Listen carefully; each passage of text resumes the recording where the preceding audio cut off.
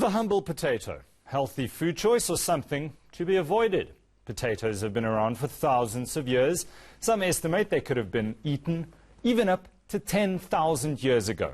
As the tuber spread across the world, it soon became a staple of many diets. But in recent times, with carbs becoming a virtual swear word, the potato was lumped in with baddies, such as refined and processed white rice and bread. Joining me in studio is Immaculate Zinde, Market Development Manager at Potatoes South Africa. She's brought Chef Mbonani Mbombi along to show us how to enjoy potatoes and still stay healthy. Thanks so much for your Sunday and for bringing in some lovely treats. Well, Immaculate, yeah. how versatile a food is this? I think the food on display do the talking. I think potatoes are one of the most versatile food crops in the world. You can mash, you can boil, you can bake, you can have them for breakfast, lunch, supper. They go with just about any meal. So the versatility nature of potatoes is quite significant. Did it get a bad reputation when the anti-carb movement started? Was it completely unfair?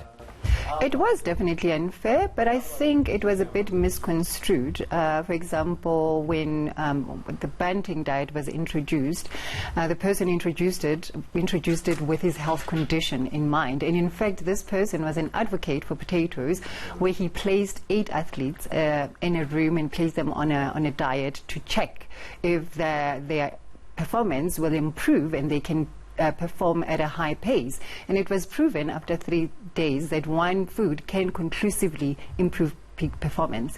But we also went out to the various retail stores to check the sales. So we were not negatively impacted as Potatoes South Africa or the potato industry. What happened is that food commodities or vegetables that were not being purchased in high volumes and quantities now started getting attention, like your broccolis.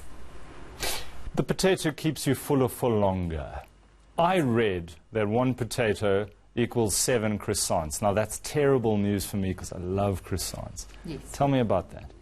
Well, the satiety nature of potatoes is such that it fills you up for long.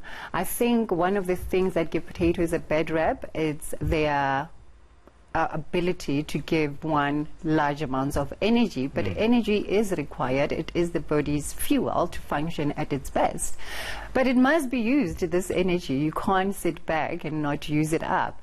But I think also the one thing that people tend to do is prepare potatoes incorrectly. They deep fry them and they peel off the skins, which takes away the macro and micronutrients of potatoes as a good healthy carb product that can be incorporated into a healthy diet. Keep the skins on.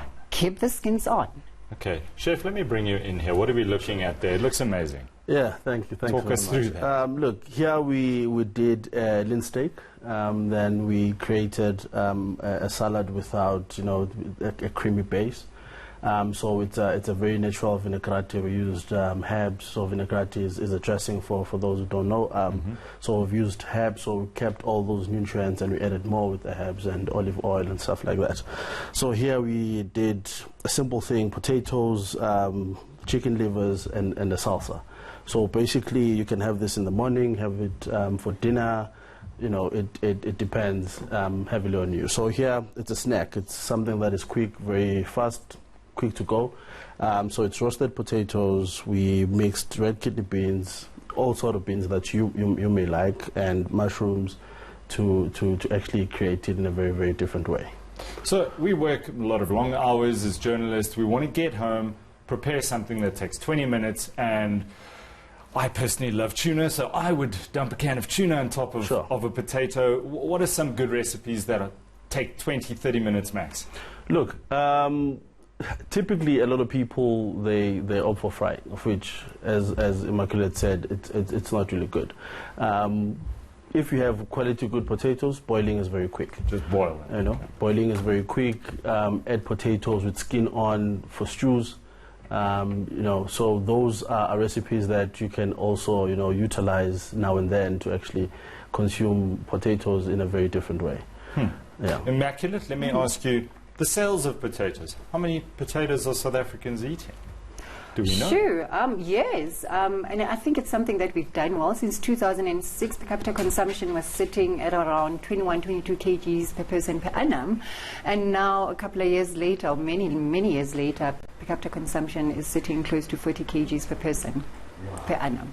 40 kilograms Yes. of potatoes per person per year. Yes. Should South Africa exploit the brilliance of the potato more, do you think? Most definitely. I implore South Africans to incorporate potatoes into their diets. I think one of the good things that has happened to the potato industry is the endorsement by the Heart and Stroke Foundation. So if the Heart and Stroke Foundation of South Africa has found merit in including potatoes as being a product that can contribute to heart health, that says a lot about potatoes as a good carbohydrate. But I think the main thing is just to prepare potatoes correctly, consume correctly, and obviously size matters, so portion sizes do count. And I think satiety, potatoes are very high on satiety levels, on the satiety index. It keeps you fuller for longer, which is good for weight management. The problem with South Africans is eating up a lot of foods that are not necessarily filling them up, and as such they overeat. So potatoes have the ability to keep you full for long, which is fantastic. Fantastic. Immaculate Zinde and Chef Mbonani, thank you very much. You can leave those right there.